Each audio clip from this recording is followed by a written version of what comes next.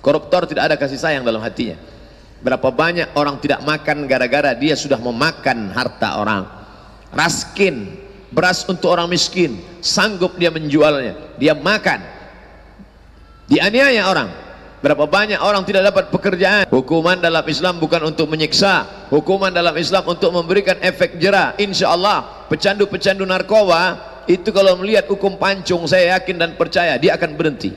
Kalau nggak percaya, bawa tuh pecandu-pecandu narkoba, kumpulkan semua, matanya sebuka, pancung di depan mata dia. Lihat, lihat, jangan pejam. Kasih congkel gigi. Lihat, lihat semua. Nah, pancung di depan mata dia.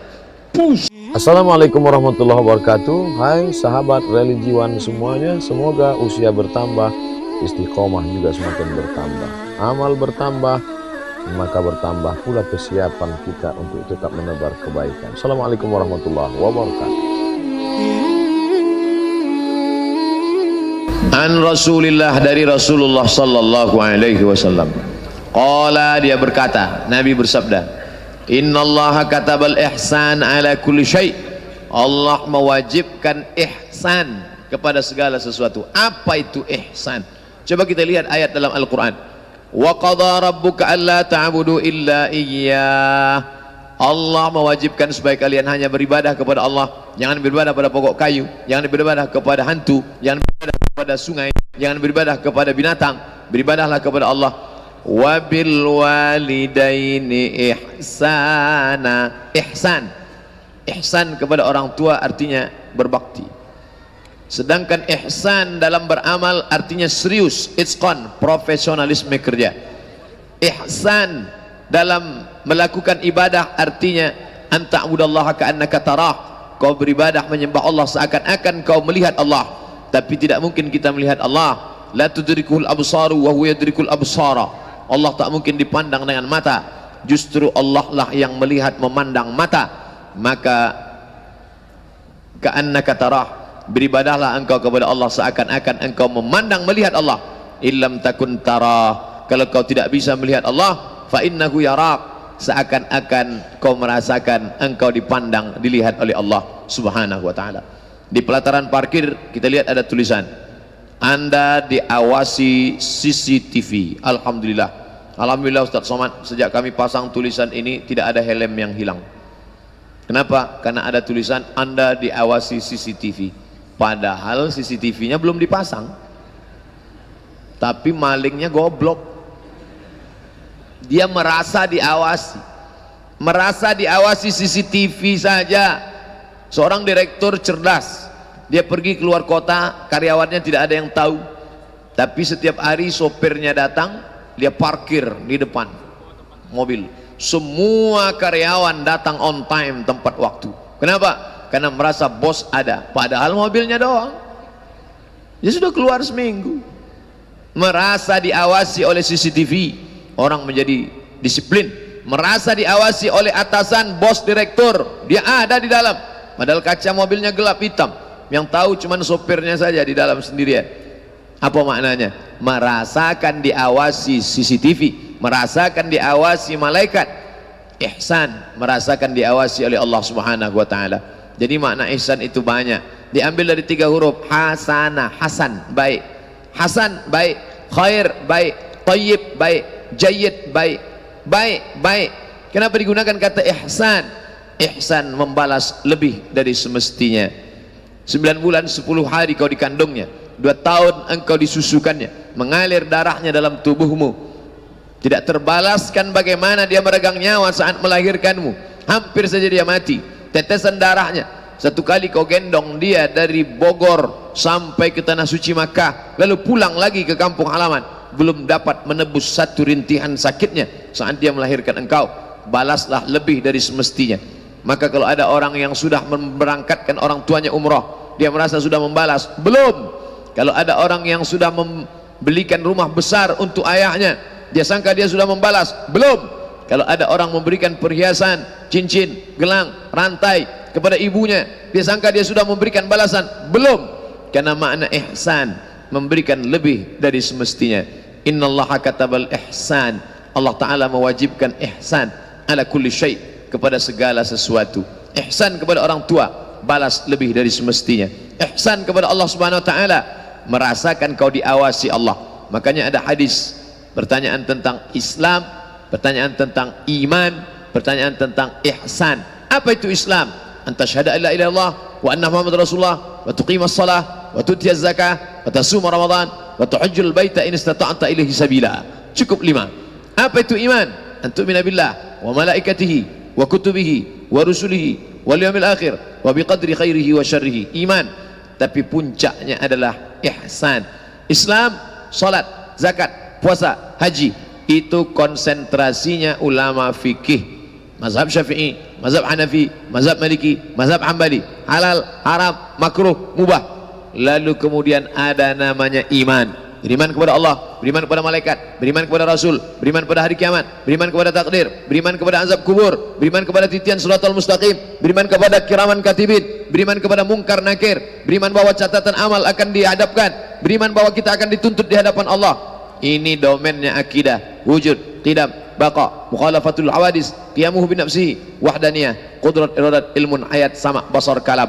Maka dalam Islam ada 3. Yang pertama akidah, yang kedua fikih. Akidah bicara tentang Allah, bicara tentang malaikat, bicara tentang Rasul, bicara tentang hari kiamat, bicara tentang takdir, bicara tentang surga, bicara tentang neraka, bicara tentang azab kubur. Yang kedua tentang masalah Islam, salat, zakat, puasa, haji, berapa timbangan 1 mud, bagaimana membayar zakat fitrah, bagaimana menikah, bagaimana meminang, bagaimana itu semua, hutang piutang, gadai menggadai. Sedangkan yang ketiga adalah akhlak. Menjaga hati dari riya, menjaga hati dari sum'ah, menjaga hati dari perbuatan yang jahat, menjaga hati dari segala yang kotor. Yauma la yanfa'u malun, hari itu tak ada guna mal, harta, wala banun, tak ada guna anak, illa man atallah, kecuali orang yang datang menghadap Allah biqalbin salim, dengan hati yang salim, dengan hati yang bersih, dengan hati yang tulus, dengan hati yang tidak ada tipu daya di dalamnya, dengan hati yang hanya semata karena Allah Subhanahu wa taala. Ini semua kebaikan-kebaikan. Innallaha katabal ihsan, Allah mewajibkan ihsan ala kulli syai'. Adapun ihsan makna umum adalah ar-rifqu war-rahmah. Rahmah, lembut, kasih sayang. Rahmah, innallaha, Allah Subhanahu wa taala, inna lillahi tis'atan, inna lillahi mi'ata rahmah. Allah punya 100 rahmat, lalu yang 99 dia genggam, yang 1 dia turunkan ke bawah. Lalu 1 rahmat itu berebut kita dengan ular sawah, 1 rahmat itu berebut kita dengan gajah, 1 rahmat itu berebut kita dengan serigala. Karena 1 rahmat itulah maka tidak ada singa yang memakan anaknya. Karena rahmat Allah itulah maka tidak ada ular piton yang memakan telurnya. Karena 1 rahmat itulah tidak ada buaya predator yang memakan anak bayinya. Karena rahmat itulah maka tidak ada gajah yang menginjak anaknya. Tapi ketika rahmat itu dicabut dari hati seorang perempuan, dia akan aborsi, menggugurkan kandungannya. Dia akan memasukkan janinnya yang lemah ke dalam kresek, dia campakkan ke dalam kotak. Kenapa? Dicabut rahmat dari dalam hati. Rahmah. Dan yang menikah tadi pun ditanamkan Allah, wa ja'ala bainakum mawaddatan wa rahmah. Rahmah, kasih sayang. Nama Allah banyak, ya Rahman, ya Rahim, ya Malik, ya Quddus, ya Salam, ya Mu'min, ya Muhaimin, ya Aziz, ya Jabbar, ya Mutakabbir, ya Khaliq, ya Bari, ya Musawwir. Tapi ketika buka Quran, nama yang pertama kita baca Bismillahirrahmanirrahim. Ustadz ngomongnya cepat sekali, baterainya masih cas. Nanti kalau sore baru Assalamualaikum warahmatullahi wabarakatuh. Oleh sebab itu maka kita mesti bersikap kasih sayang. Berkasih sayanglah. Kiai, iya, kiai itu apa artinya kiai? Kiai itu bahasa Jawa. Kiai itu ya benda yang dimuliakan, yang dihormati, kiai. Makanya ada kiai yang nggak bisa baca kitab. Apa itu? Kiai Selamat, sapi putih, kebo. Lalu kami tanya sama kiai-kiai, sebetulnya kiai itu apa? Man yanzuru ilal ummah bi'ainir rahmah. Itulah kiai. Orang yang memandang umat ini dengan pandangan kasih sayang. Melihat orang minum khamar, pandang dia dengan pandangan kasih sayang. Oh kasihan kamu minum khamar, ayo kita selamatkan, jangan kena narkoba. Melihat orang akan terjerumus ke dalam perbuatan dosa, kasihan ngelihat dia, tarik tangannya. Kalau kita memandang orang dengan pandangan ihsan, rahmah, kasih sayang, kita tidak akan bawa palu martil lalu menjadi hukum, lalu mengatakan hei penghuni neraka jahanam, hei penghuni masuk neraka. Tapi kita tarik tangannya, ud'u ila sabili rabbik, ajak orang ke jalan Tuhan bil hikmah, dengan kata-kata yang santun, wal mau'izatil hasanah, dengan suri tauladan, contoh yang baik.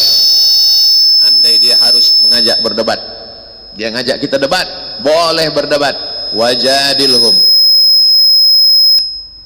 harus ada rahmah kasih sayang, tidak boleh marah. Kenapa mikrofonnya begini? Jangan, cukup diam saja. Kenapa begini? Ada kasih sayang, rahmah, kasih sayang kepada hamba Allah. Innallaha kataba al-ihsan, Allah sudah menuliskan ihsan, kebaikan, ala kulli syai', terhadap segala sesuatu. Anjing, Ustaz nggak boleh sebut anjing di masjid, anti sensor, tak boleh sebut nama anjing. Anjing haram. Seorang perempuan wanita tunasusila haram. Mengambil air dengan sepatu sendal busuk bau kotor. 3 kotor, perempuan kotor, sendal sepatunya kotor, anjingnya kotor, tapi kemudian ada rahmah kasih sayang dalam hatinya. Dia ambil air dari dalam sumur, dia tarik dengan sepatu botnya ke atas, dia tuangkan ke mulut anjing yang haus. Allah menghapuskan dosanya, Allah masukkan dia ke dalam surga. Tapi ini bukan syariat Nabi Muhammad SAW. Ini ceritanya tentang orang Yahudi, cerita tentang seorang wanita tunasusila mengambil air dari dalam sumur, memberikan kepada seekor anjing. Substansi inti ceritanya adalah rahmat kasih sayang di hati seorang perempuan yang nakal. Itu maknanya, bukan anjuran memelihara anjing. Saya tidak ingin setelah selesai ngaji ini pulang dari sini semua beli anjing. Loh, kamu kenapa beli anjing? Sedangkan memberi setetes air saja masuk surga, apalagi kalau membelikan makanan dan sarang rumahnya. Kamu ngaji di mana? Di Az-Zikro? Enggak ada saya jelasin begitu. Ini jamaah sekarang cerdas, bisa menjelaskan sendiri. Oleh sebab itu ini mesti kita pahami dengan baik. Kisah-kisah itu ada substansi makna yang terkandung di dalamnya. Apa sebenarnya yang diinginkan Allah? Ada rahmat kasih sayang. Ada orang rajin ibadah, malamnya qiyamul lail, siangnya berzikir, orangnya baik, santun, dermawan, tapi kemudian dia tahan seekor kucing, tidak dia berikan makanan, sampai akhirnya kucing itu mati kelaparan. Allah masukkan dia ke dalam neraka. Kenapa? Karena tidak ada rahmah kasih sayang dari dalam hatinya. Orang yang tidak menyantuni anak yatim, mengapa mereka dikatakan Allah Ta'ala, alam tara kaifa fa'ala rabbuka bi ashabil fil? Loh, kok cerita gajah? Alam apa? Alam tara, bagaimana mereka yang mendustakan agama? Siapa yang mendustakan agama itu? Fadzalikal ladzi yad'ul yatim, sampai hati belimu kena sampai 7. Sementara di panti jompo ada orang sholat cuman pakai kain sarung. Sampai hati membeli mobil mewah megah mahal, anak yatim belum bayar uang sekolah, pakaiannya compang-camping, sobek, robek, koyak. Di mana letak kasih sayang dalam hatimu? Di bulan puasa ini rasa kasih sayang itu dipupuk luar biasa. Rasakan laparnya mereka. Saya lapar, ibu lapar, bapak lapar. Lapar kita ada batasnya, limitednya ada. Nanti jam 6 sore lapar kita akan berakhir. Allahu Akbar, Allahu Akbar. Azan apakah itu? Azan zuhur. Kedengarannya seperti azan maghrib. Lapar kita ada batasnya. Tapi mereka jam 8 malam saya pulang, jam 10 malam saya pulang, selesai pengajian, melihat seorang tua mendorong gerobak dengan berkas kertas-kertas yang sudah mulai basah karena mantelnya tidak ada, karena plastiknya tidak ada. Dia akan tidur di depan ruko. Mana kasih sayangmu? Mana letak kasih sayang dalam hatimu? Islam mengajarkan kita memperhalus hati. Islam tidak ingin melihat kamu menjadi orang yang pintar, tapi Islam ingin mengajak engkau menjadi orang yang pandai merasakan perasaan orang lain. Melihat orang miskin susah melarat, meleleh air mata, nangis, kasihan. Memangnya air mata menyelesaikan masalah? Kalau air mata menyelesaikan masalah, tidak perlu kita ambil kotak infak, cukup ambil mangkok, nangis, nangis, nangis. Air mata tidak menyelesaikan masalah.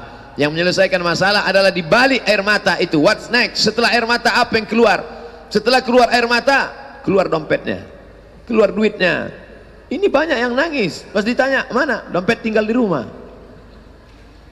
Ada kepedulian, ada perhatian, ada ihsan, ada ar-rifqa, ada kelembutan, ada rahmah dan kasih sayang. Itulah mengapa hari ini kita sudah berapa kali mengucapkan rahmat. Assalamualaikum warahmatullah. Semoga Allah mencurahkan rahmat untukmu wahai saudaraku. Ada orang mati kita doakan, ini jenazahnya, Allahumma ighfir lahu warhamhu, rahmati dia. Orang yang sudah meninggal itu apa kata kita? Almarhum, Allah merahmati dia. Uzkuru mahasina mautakum. Kalau ada orang meninggal, jangan kau ucapkan aibnya, jangan kau bongkar lagi cacatnya, tapi ceritakan kebaikan-kebaikannya. Rahmat dalam hatimu ada sehingga kau tutupi cacatnya. Ar-rahimuna yarhamuhumur rahman. Suatu ketika Nabi sedang duduk mencium cucunya Sayyidina Al-Hasan, Sayyidina Al-Husain. Dia belai, dia cium, dia sayangi. Datang seorang Arab Badui dengan pandangan sinis, dia berkata, aku punya anak laki-laki 10 orang, satu pun tidak pernah aku cium. Keras sekali hatinya. Lalu apa kata Nabi SAW? Ar-rahimuna yarhamuhumur rahman.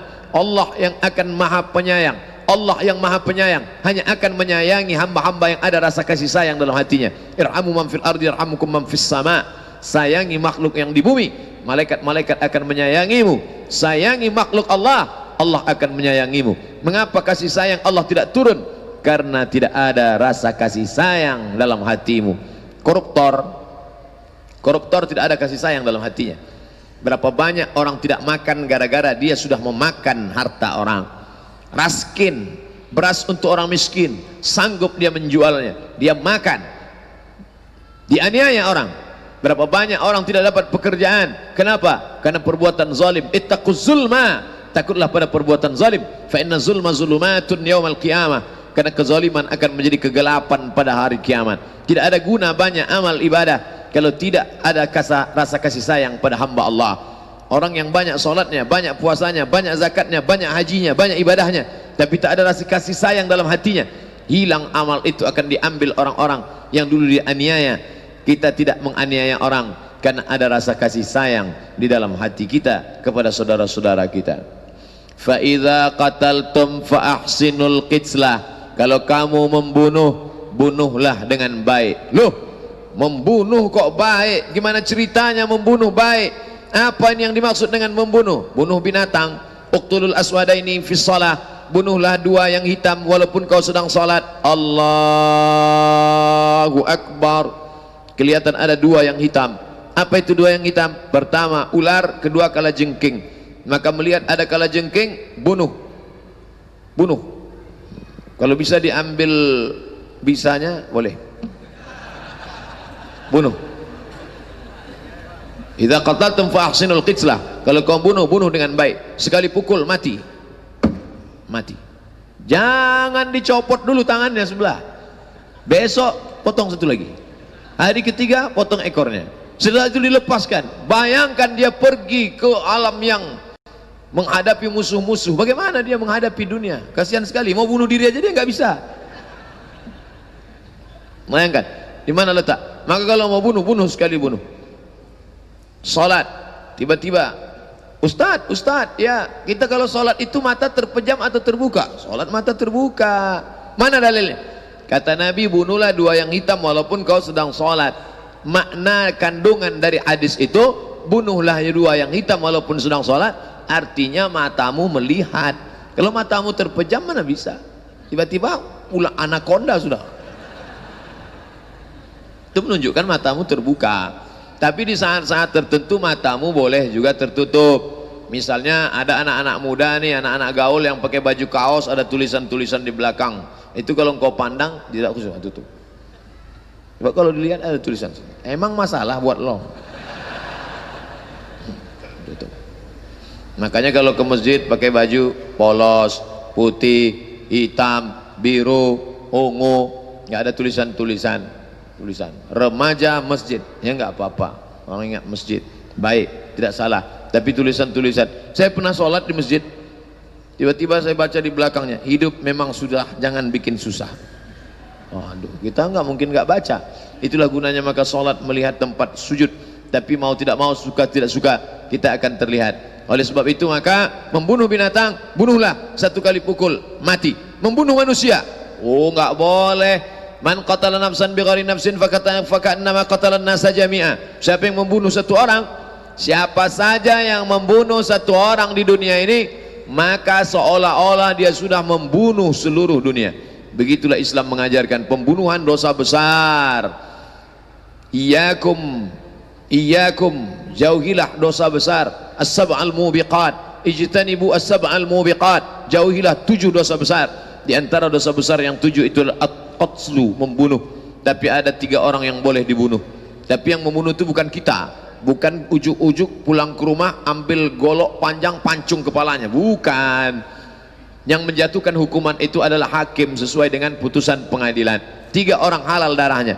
La yahillu damu mri'in muslim illa bi ihdas salas. Tidak halal darah orang kecuali melakukan 3. Yang pertama an-nafsu bin nafsi, pembunuh. Pembunuh dalam Islam dihukum bunuh.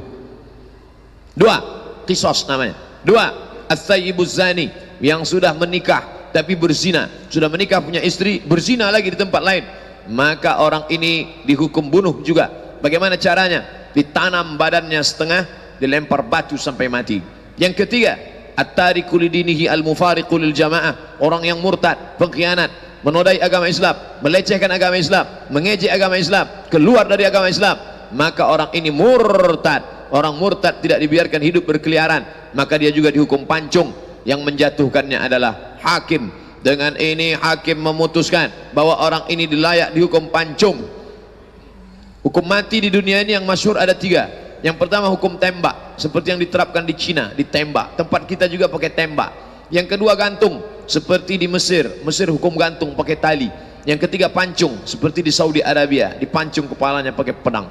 Ternyata setelah dibahas oleh para analis dari kriminolog, pakar kriminal, ternyata kematian yang paling enak di antara yang 3 itu, mati itu ada juga yang enak Pak Ustaz, ada. Kalau ditembak itu menyakitkan, peluru itu tajam masuk ke dalam jantungnya. Bayangkan peluru melesat kencang masuk ke dalam, tus, kena jantung, jantung tidak berfungsi, mati. Digantung, orang yang digantung itu kakinya di atas kursi, kursi ditendang, lalu kemudian tergantung lehernya patah. Dan semua yang mati bunuh diri, maaf, mengeluarkan sperma, sakingkan sakitnya kematian, lehernya patah, mati, sakit. Tapi orang yang dipancung, katanya mancung itu dari belakang, bukan dari depan. Makanya kalau ada orang kata, kamu kalau macam-macam sama saya, itu bukan pancung, itu motong ayam. Pancung itu di tengkuk. Orang yang dipancung sebelum mati dia sudah pingsan duluan, karena tengkuknya duluan kena, baru setelah itu barulah urat lehernya. Tapi itu analisa, karena 3 orang ini belum pernah diwawancarai.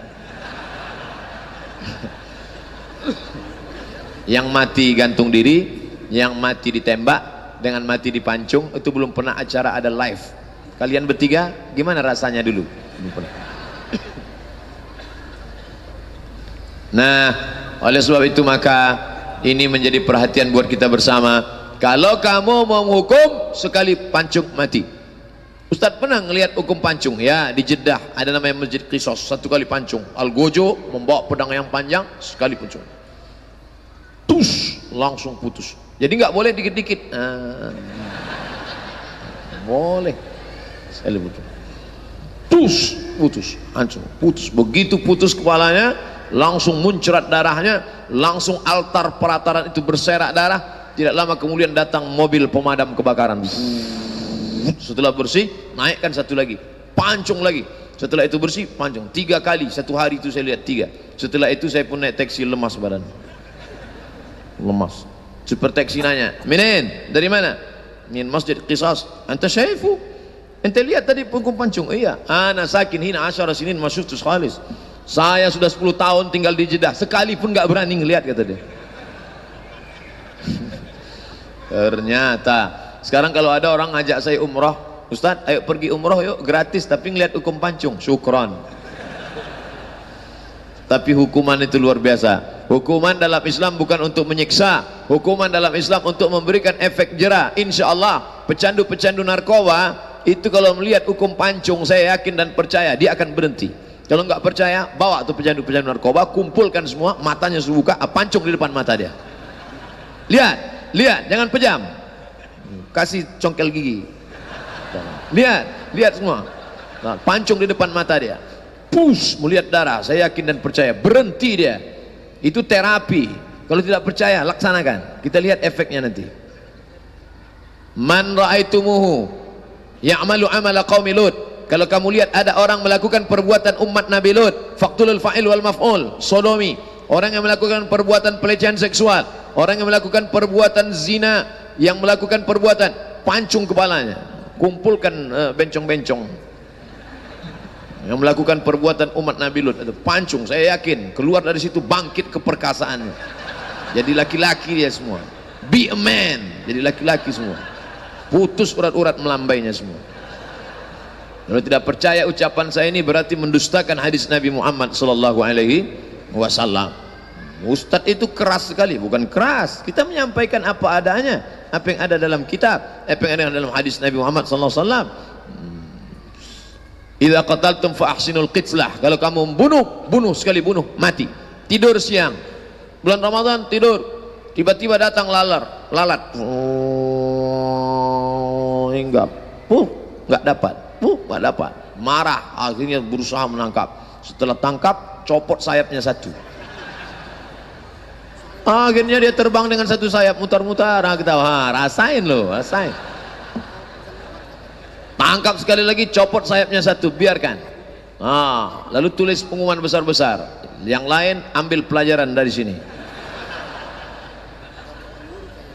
Ini enggak benar, menyiksa binatang, tidak boleh menyiksa binatang.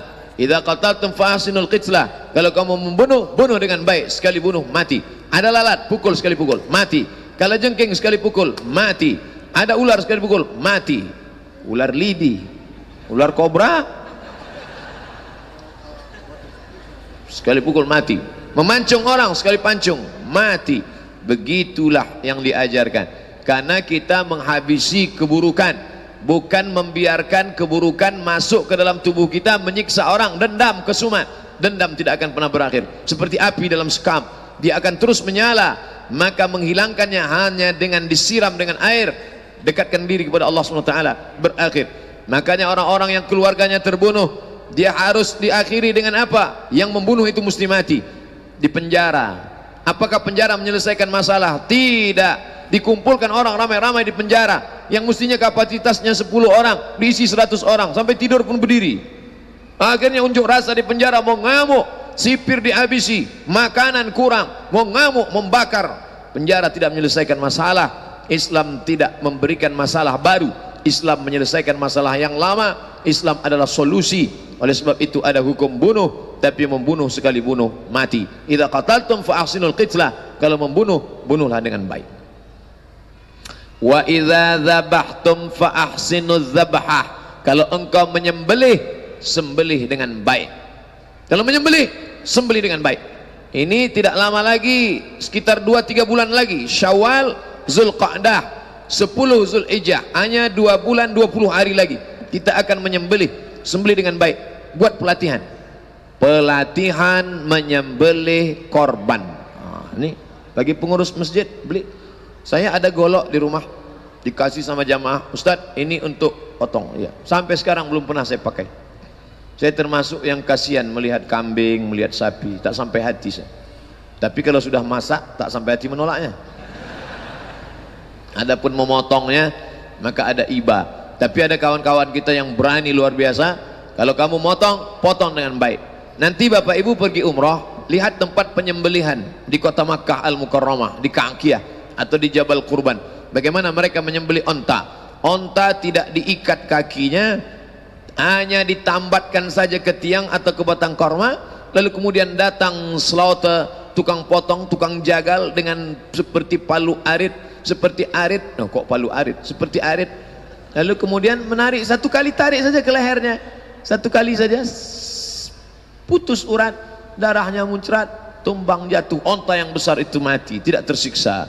Bayangkan kita Idul Adha tahun lalu, semua satu RW mengeroyok sapi, satu megang talinya, satu megang ekornya, satu megang lehernya. Berapa banyak sapi yang mati bukan karena disembelih, stres menghadapi orang banyak, lepas sapi. Ustaz Somad, ya, kalau terjadi sapinya lepas, yang bertanggung jawab orang yang berkurban atau panitia? Itu pertanyaan ke saya. Kenapa? Saya kata, sapi ketakutan lihat orang banyak, akhirnya dia lari lepas. Sudah berapa lama? Udah 2 tahun nggak pulang. Oleh sebab itu ini semua, idza dzabhtum fa ahsinu dzabhah, kalau menyembelih sembelih dengan baik. Ada 2 urat yang mesti putus, 1 urat nafas, 1 urat makan. Putus urat makan, urat nafas tidak putus, maka dia tidak mati karena tidak belajar. Dipotong, begitu dipotong, bismillah wallahu akbar, gimana? Sudah nampak darah keluar, sudah, akhirnya dibuka talinya. Begitu tali dibuka, sapi tegak berdiri. Mana urat makannya putus, urat nafasnya nggak putus, dia tegak berdiri. Gimana nih Pak? Ini mungkin ada jin yang ganggu, kita harus ruqyah ini. Inilah orang kita, dikit-dikit jin yang salah, dikit-dikit jin yang salah. Kata jin, aku nggak ada ganggu, kata dia. Kadang kita kasihan juga ngeliat jin. Nanti ada keluar namanya KPJ, Komisi Perlindungan Jin. Saking banyaknya jin yang difitnah. Anak pacaran, jin yang salah. Anak pakai narkoba, jin yang salah. Dikit-dikit jin yang salah. Suami selingkuh, jin juga yang salah. La ilaha illallah Muhammad Rasulullah. Oleh sebab itu belajar ilmunya dengan baik. Anak-anak muda perlu kursus perkawinan, kursus pranikah, kursus penyelenggaraan jenazah, ada kursus penyembelihan kurban. Kalau belum ada, buat. Idza dzabhtum, kalau kamu menyembelih, sembelih dengan baik. Pernah pemerintah Australia ingin menyetop ekspor sapi Australia ke Indonesia karena mereka melihat cara pemotongan yang tidak, kalau manusia tidak manusiawi, kalau binatang tidak berperi kebinatangan. Karena mereka melihat, loh ini kok binatangnya disiksa, kata mereka. Lalu mereka di Australia itu apakah menyiksa binatang? Tidak. Bagaimana? Binatang itu, sapi itu tidak diikat, dia bebas saja di padang rumput terhampar, bebas seperti banteng. Dan besar, sapi limosin besar sekali, harganya pun mahal luar biasa. Bukan sapi di tempat kita, kurus, kering, ketakutan, stres. Maka sapi ini brutal, dia sebelum dipotong itu tidak ada orang sanggup memegangnya, makanya ada stunning. Dia seperti pistol tapi pelurunya tidak keluar, dia harus ditembakkan, hanya tekanan saja, ditekan pada otak kecilnya, diletakkan sini, pelurunya tidak keluar. Ditembak 1 kali tembak, nanti sapi itu akan bodoh. Dulu pernah terjadi konflik di Majelis Ulama Indonesia, apakah penggunaan stunning itu boleh atau tidak. Ternyata setelah dilihat-lihat fatwa ulama, ada yang membolehkan sampai derajat tertentu, 7, skalanya 7, lebih daripada itu tidak boleh. Yaitu ketika ditembakkan, sapi hanya sekedar bodoh saja. Sapi yang brutal liar seperti banteng, begitu ditembakkan di keningnya, dia hanya sekedar bodoh. Sekitar dia sedang bodoh, itu baru dipotong. Kalau sampai 8-9 dia mati, haram. Sapi yang ditembak dengan stunning sampai 8-9 mati, haram, karena dia tidak keluar darahnya, menggumpal darah di dalam daging, menjadi najis, kotor. Salah satu penyebab med sakit, sapi, sapi gila. Di antara penyebabnya adalah karena darah menggumpal di dalam daging, membiru. Itu darah sengaja tidak dikeluarkan, karena kalau darah menggumpal dalam daging, dagingnya jadi berat. Bahkan tidak hanya sekedar itu, dimasukkan air ke dalam sapi gerobogan. Ketika dipotong bukan keluar darah, malah keluar air, karena dimasukkan air, selang air banyak-banyak. Islam tidak membenarkan menyiksa binatang. Sembelih dengan baik, potong, keluar darahnya, binatang itu mati tenang, dan orang yang menyembelihnya juga tenang, orang yang memakannya juga tenang. Maka dengan demikian maka akan mendatangkan kebaikan. Stunning, tembak. Ini bisa juga dipakai bagi yang suaminya seperti banteng. Ambil skala 7, tembak. Itu bodoh dia. Mas, adik mau arisan dulu? Ya. Pel lantai ya? Ya. Temannya nanya, loh itu kok gitu? Iya, saya pakai stunning kemarin untuk sapi. Skalanya 7 aja, kalau 8 mati. tidak boleh, haram. Bapak Ibu yang dimuliakan Allah Subhanahu wa taala, idza dzabhtum fa ahsinudz dzabhah. Kalau kamu menyembelih, sembelih dengan baik, keluar darahnya. Binatang yang tersiksa, maka otot-ototnya mengejang, darahnya tidak keluar habis. Kalau darahnya tersimpan di dalam daging, darah itu mengandung racun bakteri. Oleh sebab itu mencucinya mesti bersih. Ketika dia dipotong dalam keadaan tenang, sama seperti kita suntik. Kita kalau sedang suntik, stres, kita tegangkan, itu penyakit tidak masuk, suntik tidak masuk, tidak masuk. Makanya dokter kan tenang ya, tenang ya, tenang ya dek, ya tenang. Begitu tenang, baru obatnya masuk. Begitu juga binatang. Ketika dia tidak tenang, dia stres, makanya tidak boleh mengasah pisau di depan mata kambing.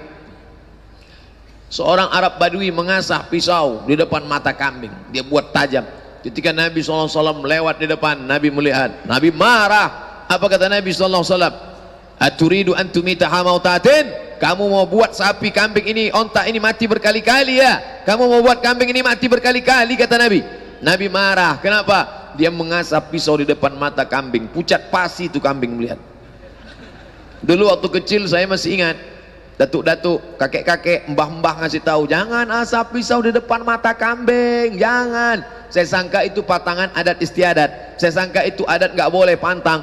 Ternyata ada hadisnya, tidak boleh mengasah pisau di depan mata kambing, menyakiti kambing, menteror kambing. Menteror kambing aja nggak boleh, apalagi menteror ustadz. Menteror kambing aja nggak boleh, apalagi menteror suami. Menteror kambing aja nggak boleh, apalagi menteror istri. Bapak-bapak kalau macam-macam boleh. Begitu Islam mengajarkan. Idza qataltum, kalau kamu membunuh, bunuh dengan baik. Wa idza dzabhtum, kalau kamu menyembelih, fa ahsinudz dzabhah, sembelih dengan baik. Bagaimana cara menyembelih dengan baik? Wal yu'idda ahadukum syafratahu, tajamkan pisaunya. Makanya tidak boleh menyembelih dengan kuku panjang. Ambil ayam, tusuk lehernya, haram. Tidak boleh menyembelih dengan tulang iga.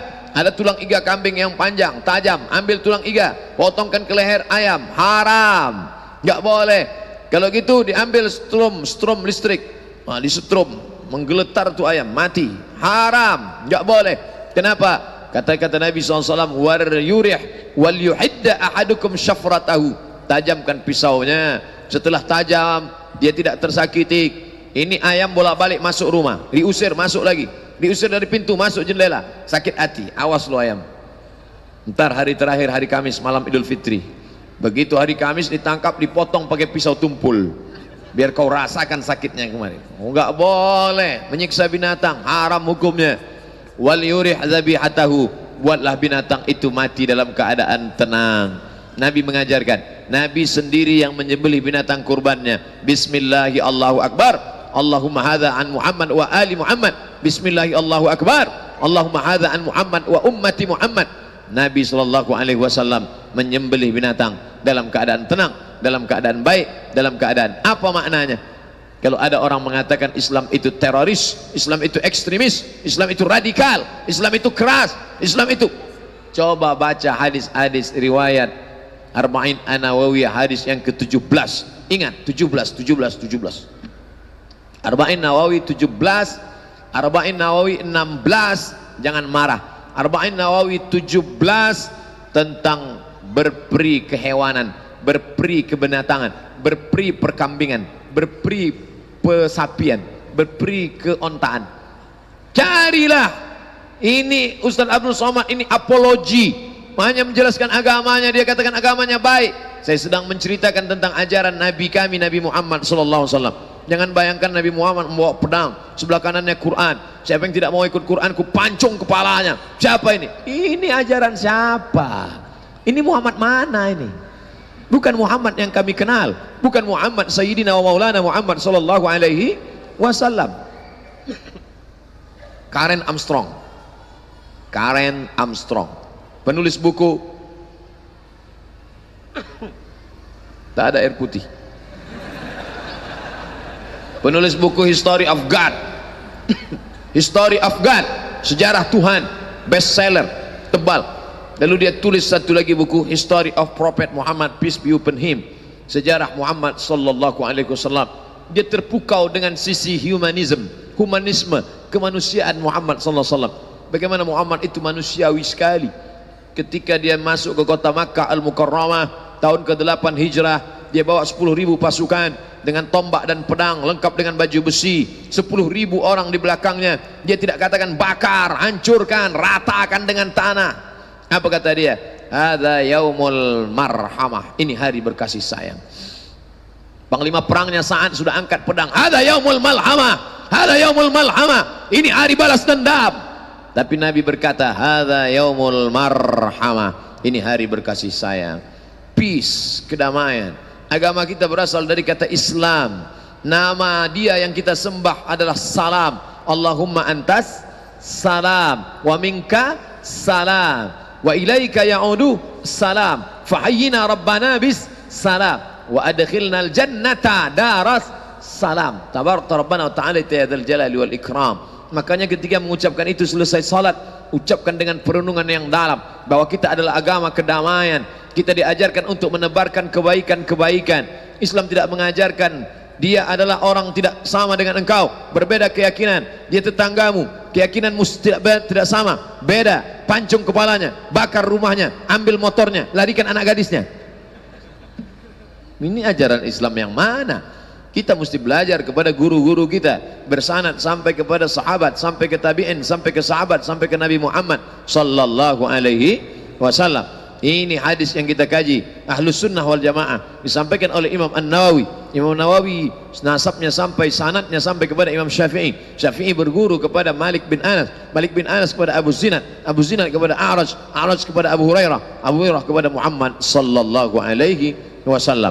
Oleh sebab itu kita ajarkan ini kepada anak cucu kita. Jangan sampai nanti di akhir masa, di akhir zaman, orang mengecap kita, memancing kita, lalu mengatakan kita radikal, mengatakan kita teroris, mengatakan kita kepada fasis, mengatakan kita orang yang tidak bisa hidup bersama, anti kebinekaan. Islam mengajarkan kedamaian. Kalau kepada binatang saja tidak boleh menyakiti, kalau kepada binatang saja tidak boleh menyakiti, kalau menyembelih binatang saja harus binatang itu mati tenang, kalau menyembelih binatang aja harus tajam pisaunya, apalagi berakhlak kepada tetangga, kepada sahabat, kepada kawan. Al-Muslim, siapa itu Muslim?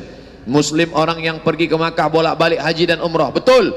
Muslim orang yang sholat tarawih, sholat witir, tidak salah. Muslim adalah orang yang baik, betul. Tapi Muslim kata Nabi, man salimal muslimun, selamat orang lain, min lisanihi, dari lidahnya, wa yadihi, dari tangannya. Ada orang yang tangannya selamat, lidahnya tidak selamat. Ada orang yang lidahnya selamat, tangannya tidak selamat. Orang Muslim Islam siapa itu? Selamat orang lain dari lidahnya yang kasar, dari tangannya yang menyakiti, tidak menzalimi, tidak menganiaya, tidak merusak, tidak menumpahkan darah. Ini ajaran Islam yang penuh dengan kedamaian. Apa kata Nabi SAW ketika melepas pasukan menuju Mu'tah? Satajiduna rijalan fis sawami, kalian akan bertemu dengan laki-laki. Laki-laki itu tinggal di sawami. Sawami adalah kuil, temple, gereja-gereja tua. Mereka itu para pendeta. La ta'ridu lahum, jangan ganggu pendeta. La taqtulu sabiyan murdi'a, jangan bunuh anak kecil yang menyusui. Wala syaikhan faniya, jangan bunuh orang tua renta. La taqta'unna sajaratan, jangan potong pokok kayu. La tahdimu buyutan, jangan hancurkan rumah. La taqiranna nakhlan, jangan cabut pohon korma. Orang makan dari buah korma, korma makanan pokok. Kalau kau potong, kau hancurkan, kau cabut, nanti dia makan apa? Jangan hancurkan rumahnya, rumahnya tidak salah, tidak berdosa. Jangan bunuh anak kecil tidak tahu apa-apa. Jangan bunuh orang tua renta, mereka bukan objek perang. Padahal pada zaman itu, kalau sudah berperang, hancurkan rumahnya, bakar kormanya, ratakan dengan tanah, ambil hartanya. Tapi Nabi SAW tidak diundang, tidak diutus menjadi la'anan. Ketika sahabat meminta, ya Rasulullah, caci maki mereka, sumpah serapah mereka, ajukan satu doa supaya rata mereka dengan tanah. Kata Nabi SAW, lam ub'ats la'anan, aku bukan diutus untuk membawa laknat, aku bukan diutus untuk caci maki, sumpah serapah. Aku diutus, wa ma arsalnaka illa rahmatan lil alamin. Nabi Muhammad membawa rahmat lil alamin, semesta alam mendapat rahmat dengan kedatangan Muhammad sallallahu alaihi wasallam. Oleh sebab itu, siapa itu Muslim? Muslim khairun nas, sebaik-baik muslim, sebaik-baik manusia, anfa'uhum linnas, yang menebarkan manfaat, menebarkan kebaikan, menebarkan keselamatan, menebarkan keberkahan, menebarkan kerahmatan. Siapa yang mengaku muslim tapi menjadi ancaman bagi sahabatnya. Siapa yang mengaku muslim menjadi ancaman bagi tetangganya. Siapa yang mengaku muslim melihat wajahnya saja orang sudah susah hati, belum ketemu dia baru miss call-nya aja kita udah stres. Nah ini mau minjam duit lagi nih. Jangan sampai kita menteror orang dengan perbuatan kita. Jangan sampai kita menteror orang dengan sumpah serapah, caci maki, kata-kata kita. Qaulun ma'rufun, kata-kata yang baik. Wa maghfiratun, pemberian maaf. Khairun, lebih baik. Min sadaqatin, daripada sedekah. Yatsba'uha adha, diiringi dengan kata-kata kasar, diiringi dengan sumpah serapah, diiringi dengan caci maki. Itulah hadis yang kita bahas pada pertemuan ini. Mudah-mudahan ada manfaatnya. Diriwayatkan dari Abu Ya'la Shaddad ibnu Aus, innallaha katabal ihsan ala kulli syai. Allah mewajibkan berbuat ihsan, kebaikan, rahmat, kelembutan pada segala sesuatu. Fa idza qataltum fa ahsinul qitlah, kalau kamu membunuh, bunuh dengan baik. Wa idza dzabhtum fa ahsinudz dzabhah, kalau kamu menyembelih, sembelih dengan baik. Falyuhidda syafratahu, hendaklah kamu, wal yuhidda ahadukum syafratahu, hendaklah kamu menajamkan pisaunya. Wal yurih dzabihatahu, hendaklah dia menenangkan binatang sembelihannya. Hadis riwayat Muslim. Terima kasih segala perhatian, mohon maaf segala kesilapan dan kekhilafan. Kita break sejenak, setelah itu kita akan bahas tanya jawab. Terima kasih. Wassalamualaikum warahmatullahi wabarakatuh.